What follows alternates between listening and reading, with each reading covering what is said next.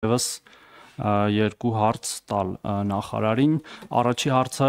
արձագանք չի ենթադրում, բայց եթե կուզենաք իհարկե դեմ չեմ լինի։ Խոսքը էլի թմրամիջոցների մասն է, արգելի գործընկերներ, եւ առաջարկներին պարտադիր կամ կամավոր թեստավորման ես ուզում եմ խնդրել, որ մենք զգույշ լինենք նման նույնիսկ առաջարկներ անելուց,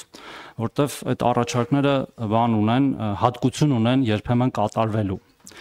Ինչու՞, որովհետև հատկապես անչափահասների շրջանում եւ ընդհանրապես մարդու հետ ինչ որ բժշկական միջամտություն եւ գործողություն իրականացնելիս մենք պետքա զգույշ լինենք, ել չեմ ասում մարդու իրավունքներ, պարտադիր համաձայնություն եւ այլն, նպատակին հասնելու տեսանկյունից մենք դրանով ինչ նպատակ ենք հասնելու։ Հասնելու ենք այն նպատակի, որ մարդիկ ավելի հակված են լինելու այդ հետազոտությունը անցնել եւ պարզել իրանց մոտ կա այտենց խնդիր թե չէ, թե հակառակը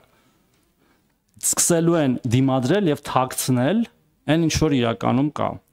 Թմրամիջոցների դեմ պայքարը ամենևին միայն պարտադրանքի միջոցներով հնարավոր չի իրականացնել եւ կանխարգելման մասին ստե խոսք գնաց եւ գործընկերն ասին, որ մենք կանխարգելում չունենք։ Եթե նույնիսկ չունենք էլ, կանխարգելումը հատկապես դեռահասների շրջանում ուղղակիորեն կարելի է հավասարություն դնել կրթության հետ։ Կրթություն։ Մենք պետք է մեր երեխաներին կրթենք փոքրուց, մանկապարտեզից, ամեն տարիքին համապատասխան չափով, որ իրանք առողջ ապրելակերպ վարեն եւ որևէ վնասակար սովորություն նկատմամբ հակում չունենան, դա կլինի ալկոհոլի օգտագործումը, ծխելը, թմրամիջոցի օգտագործումը, չգիտեմ, փողոցը ճիշտ տեղում անցնելը եւ այդպես շարունակ։ Եվ պարտադրանքը ամենևին չի բերելու այն խնդրի լուծմանը, նույնիսկ կամավորն էլ չի բերելու, բայց սա կամավորին կարճ կանդրադառնամ։ Այն ինչ որ մենք ուզում ենք լուծել ամենայն հարգանքով բոլոր բարի նպատակների հանդեպ, այսինքն ես չեմ կասկածում, որ մենք բոլորս ստեղ ներկաները, բոլոր առաջարկ հնչեցնողները ուզում են այդ հարցը լուծել, բայց կարող է պարզվի, որ մեր առաջարկներով ոչ թե մենք հարցը լուծում ենք, այլ ավելի խորացնում ենք եւ հատկապես հաշվի առնելով այն հանգամանքը, որ եթե մարդը արդեն թմրամիջոց օգտագործող է, նրան պետք է բուժել, ոչ թե ենթարկել կտտանքների։ Կամավորի մասով, ուրեմն այստեղ հարցը չէ, թե դա ինչ կարող է նշանակել, ես ասեմ ինչ կարող է նշանակել, որ պարզապես պետությունը ընձեռի հնարավորություն անվճար անցնել է թեստավորումը այն մարդկանց համար, ովքեր դա ուզում են անել։ Այդքան բան։ Կլինի անչափահաս, չափահաս, հաշվի առնելով, որ դա բանա թույլ կտա մարդուն բան անել, վերցվել հսկողության, հետագայում բուժել հոգեբանների կողմից, բժիշկների կողմից եւ իրան ի վերջո վերադարձնել առանց այդ վնասակար սովորության վիճակի։ Այս մեկ եւ երկրորդը ես խնդրում եմ պարոն Քոչյան, եթե ձեր հանձնաժողովում լինեն քննարկումները անպայման մեզ էլ տեղեկացնել, որովհետեւ ենթադրում եմ մեզ վերաբերող օրենքների մեջ էլ կարիք կլինի փոփոխություններ անել եւ ոչ միայն հարակիցներում։ Հիմա հարցերը Տիկին Սարգսյան, ես մի վատ սովորություն ունեմ, այն կաթիլի նման քարը փորձում եմ ծակել, էլի, որտեվ ծակվում է վերջում, կաթում է, վերջում ծակվում է։ Երկու հարց այդ մասով։ Ճանապարհային երթևեկություն։ Տեսեք, դուք ասում եք, որ մենք դեռ փորձում ենք սանկցիաների չափին չանդրադառնալով ձևավորել հարգանք այդ բոլոր ճանապարհային երթևեկության կանոնների նկատմամբ։ Ես պետքա ցավոք սրտի արձանագրեմ, որ դա անհնար է, Տիկին Սարգսյան, պարզապես անհնար է։ Եվ եթե նույնիսկ մեր քաղաքացիները գնում են Գերմանիա, ԱՄՆ, Ֆրանսիա, նույնիսկ Ռուսաստանի Դաշնություն եւ սկսում են պահպանել ճանապարհային երթևեկության կանոնները, դա միայն նրանից է, որ տուգանքները շատ բարձր են եւ այդ տուգանքներին հետեւող կա։ Ուրիշ ոչ մի խնդիր չկա տեղ, ուրիշ ոչ մի բացատրություն չկա տեղ։ Որևէ կապ չունի հեռախոսա,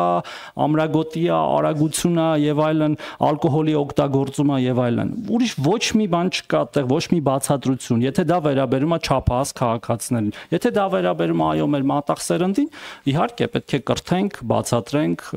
ջանք գործադրենք, որ ինքը չափահաս դառնալուց այդ վարկագիծը արդեն չունենա։ Բայց հույս ունենալ, որ այստեղ գործընկերները մի քանի բանով խոսացին էլի դրանից, որ ինչ որ մի երջանիկ օր մեր հասուն քաղաքացիները ես ին վրա վերցնեմ, հա, օրինակ, ավելի բան եմ, որ ոչ մեկ չնեղանա, էլի մենք նկատի ունեմ, ավելի կարգապահ են դառնալու անհասկանալի իմ համար պատճառներով դա չի լինելու։ Եվ հիմա ես ինչ եմ ձեզ խնդրում այդ կաթիլի տրամաբանությամբ, էլի։ Կարանք գոնե պարզ կանոնների վերաբերյալ, որը շատ հեշտ է իրագործել, որի մասին ես մի 2 տարի է խոսում եմ։ Այնպիսի 100%-անոց իմպլեմենտացիա ապահովել, որ ես վստահեցնում եմ մի 100 կյանք տարեկան բան կանենք, կփրկենք։ Խոսքը ամրագոտի կապելու մասին է։ Ամրագոտի, որը ոչ հավելյալ ծախս է ենթադրում, ոչ նոր մեքենա է ենթադրում, ոչ, չգիտեմ, գիտահետազոտական, միտահետազոտական ինչ որ փորձություններ է ենթադրում, պարզապես պետք է վերցնել եւ կապել։ Եվ սկսենք մեզնից։ Նորից եմ կրկնում։ Օրինակ, ինչի մեր բարեկային ծառայողները չեն կապում ամրագոտի, Տիկին Սարգսյան։ Չեն կապում։ Ես կարամ բազմաթիվ ֆոտոներ անեմ եւ ուղարկեմ ձեզ, որ չեն կապում։ Ես հասկանում եմ, որ իրենց ծառայության բնույթը ենթադրում է, որ իրանք երբեմն կարող են չկապել եւ դրանք դրա իրավունքը ունեն։ Ճանապարհային ոստիկան պարեկները, հրշեջները, շտապօգնության մեքենաները, բայց երբ որ ինքը կապում է եւ պարտադրում է, քաղաքացին ավելի հեշտ է ենթարկվում, չի ասում, բա ինչի դու չես կապել։ Ես ձեզ խնդրում եմ, էլի, եկեք պայմանավորվենք այդ մեկով եւ մի պարզ բան էլ, այսօր ամսի հունիսի 4-ն է, կարանք օրինակ մեր բոլոր հարգելի, սիրելի, պաշտելի քաղաքացիներին տալ 10 օր, ասել հարգելի քաղաքացիներ, հունիսի 15-ից հետո մի հոգի չամրակապված եղավ, մեզնից չփոշմանեք։ Հենց ձեր իսկ առողջության եւ կյանքի համար կարանք դες բան պայմանավորվենք, թե չէ։ Որտեւ այն բաների դեպքում լուսաթափանցելիության դեպքում պայմանավորվեցինք ու եղավ դա, բարեբախտաբար, որտեւ ընդեղ էլ էր դժվարությամբ առաջ գնում գործը, իսկ այս մեկով դուք հիմա ես խնդրում եմ մի ասեք, որ մենք ամեն օր վարչարարությունը ուժեղացնում ենք, մենք ունենք 50,000 կամ 100,000 ակտի տուգանք, այդ չի անցնում այդ պատասխանը։ Պետքա պարզապես մի օր վճռական ասել, որ հասկանում ենք, ընդունում ենք, սիրում ենք, ամեն ինչ պարզա, բայց այս օրվանից հետո բոլորը պետքա կապեն ամրագոտի, բոլորը անխտիր, ինձնից սկսած, ձեզնով վերջացրած։ Այդ թվում նաև հետևը նստած մարդիկ, որին կանդրած կարելի է անդրադառնալ մի քիչ ուրիշ բանով, ուրիշ ժամանակ, ասենք մի կես տարի հետո օրինակ։ Եվ երկրորդը էլի այդ կաթելի տրամաբանությամբ դուք կառավարության ծրագրի հաշվետվության ժամանակ մենք հարց ու պատասխանով անդրադարձանք գաղտնալսումներին ոստիկանության կողմից, որի 5 տարի առաջ ընդունել ենք օրենքը ազգային ժողովով Եվ դուք ասացիք, որ պարոն Քոչարյան ուրիշ հարց կտակ, ոչինչ։ Դուք ասացիք, որ փորձելու եք նորից ներկայացնեք մյուս տարվա բյուջետային հայտի մեջ։ Ես այդ սա հասկանում եմ, մենք էլ ենք հասկանում, որ բյուջեն անսահման չի, բայց լավ, այդ օրենքի ընդունումը արդյոք չի դրդում վերանայել առաջնահերթությունները, գերատեսչություններին։ Ես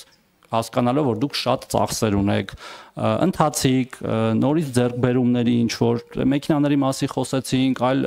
տեխնիկական միջոցների մասին խոսեցինք, լավ մենք չենք կարողանում այդ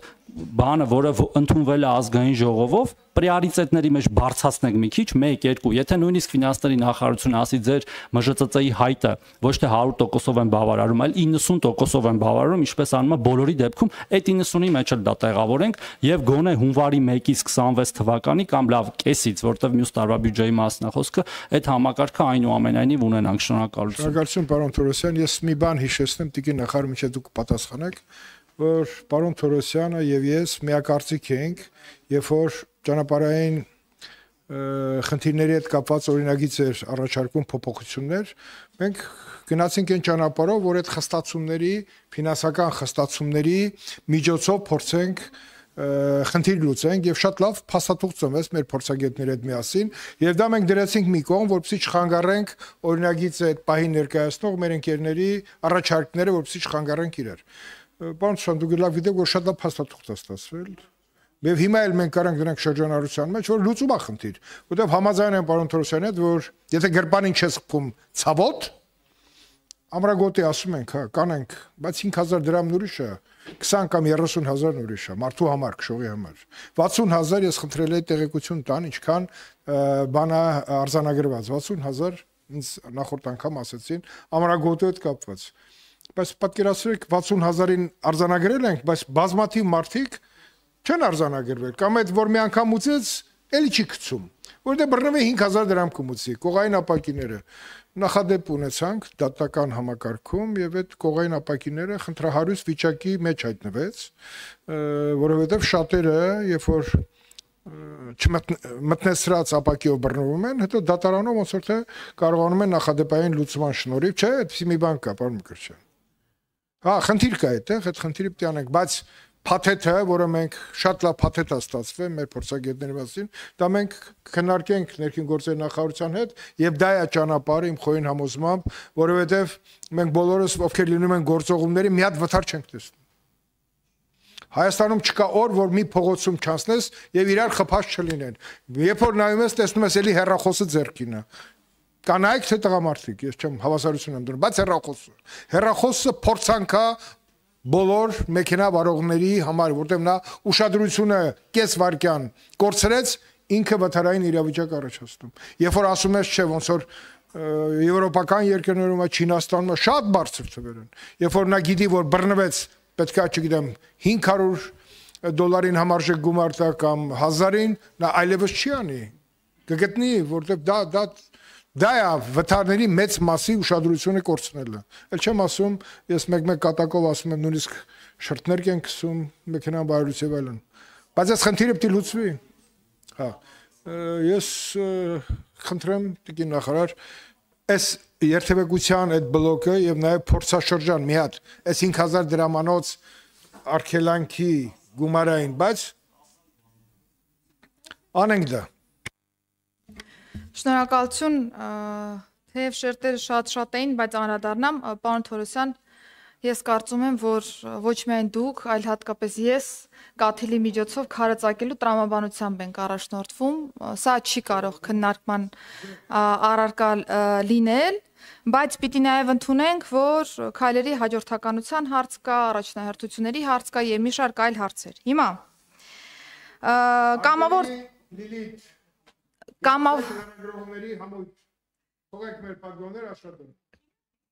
Կամավոր եւ պարտադիր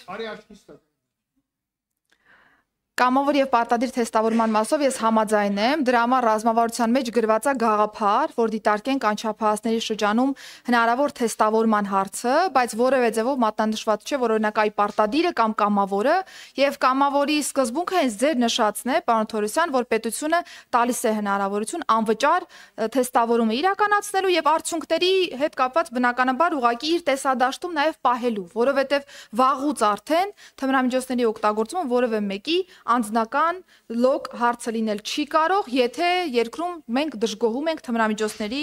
ապոնի շրջանառության, օբյեկտիվորեն դժգոհում ենք ծավալներից, որտեղ սա հանրային առողջապահության կարևոր հարց է։ Ինչ վերաբերում է ամրագոտիներին, ես ասեմ, որ հենց ձեր ասած տրամաբանության մեջ ես հանձնարարել եմ բարեկային ծառայողներին, անկախ նրանից, որ օրենքը, օրենսդրությունը թույլ է տալիս նրանց ծառայության իրականացման շրջանակներում ամրագոտի չգցելու, չամրակապվելու, այդուհանդերձ ունեն հստակ հանձնարարական ծառայության ընթացքում ամրակապվելու, եթե չկա բացառիկ որևէ այլ իրավիճակ։ Իմ հանձնարարականից հետո ես գրեթե 90%-ով նկատում եմ, որ ամրագոտիները կան, եթե կան դրվագներ, խնդրում եմ ուղղակի բորտի համարը կոնկրետ ուղարկել ինձ, որովհետև շատ սկզբունքային է այն, որ քաղաքացին, ով որ ենթարկվում է համանման տուգանքի, համանման իրավախախտման համար, պիտի նկատի, որ տուգանողը եւս այդ նույն վարքագծի տեր անձնավորություն է։ Ես հիմա կանադառնամ մեքենա սաղ տեսագրում է, վիդեոները կուղարկեմ, իմն էլ է տեսագրում, հա։ Հիմա անդրադառնամ տեսագրմանը եւ նաեւ մեր ունեցած տվյալներին։ Ամրագոտիների մասով իհարկե դուք նշեցիք, որ թվային պատկերը որևէ կերպ խոսուն լինել չի կարող, բայց ինձ համար առնվազն այս թվային պատկերը խոսուն է, պլյուս ես նաեւ կբարձրաձայնեմ մի խնդրի մասին, որը որ արդեն լուծման ճանապարհին է։ Եթե 2023 թվականի կտրվածքով մենք ամրագոտու համար ընդամենը ունեցել ենք 84328 վարչական ակտ, 2024 թվականի կտրվածքով թիվը եղել է 188 453։ Բնականաբար սա իրական թիվը չէ, բայց սա թիվ է, որը որ մեր վարչարարության արդյունքում թույլ է տվել հնարավորինս շատ նաև անձանց ոչ թե զուտ ենթարկել պատասխանատվության, այլ նաև վերաբերմունք ցույց տալ չամրակապված վարորդների նկատմամբ։ Մենք ունենում ենք ընդհանուր մինչև այս 188,000-ի մեջ ակտեր, որոնք որ դատարանների կողմից ենթարկվում են բեկանման, չնայած որ ակնհայտորեն ամրագոտին անձը կապված չի եղել, պարոն Թորոսյան։ Եվ դատական իշխանության մեր գործընկերների հետ քննարկման շրջանակներում գործընկերները բազմաթիվ հարցեր են բարձրացնում, եթե գիտեք, որ կա պրակտիկա, որ տվյալ ակտը բեկանվելու է, ինչու են իզուր տեղը պարեկները պայմանականորեն, թե կողապակիների մասով եւ թե նաեւ ամրագոտիների մասով, բայց սկզբունքն այն է, որ եթե կա խախտում, եթե պարեկը տեսել է խախտումը, դա պիտի արձանագրվի։ Ամենայն հարգանքով ծանրաբեռնվածությանը դատական համակարգի, բայց մենք չենք կարող դրա պատճառով ուղղակի խախտումներն անտեսել եւ հետո մտածել հանրային անվտանգության մասին։ Մյուս կողմից հասկանալով մեր գործընկերների դիտարկումը, որ այ պրակտիկայի վերլուծությամբ խնդրում են տրամադրել համապատասխան տեսագրություններ, որոնք կհավաստեն, որ անձը իրականում ամրագոտի չի կապել, դրա համար է ենթարկվել վարչական պատասխանատվության, չնայած որ վարչական իրավախախտումների վերաբերյալ օրենսդրությունը եւ առհասարակ վարչարարության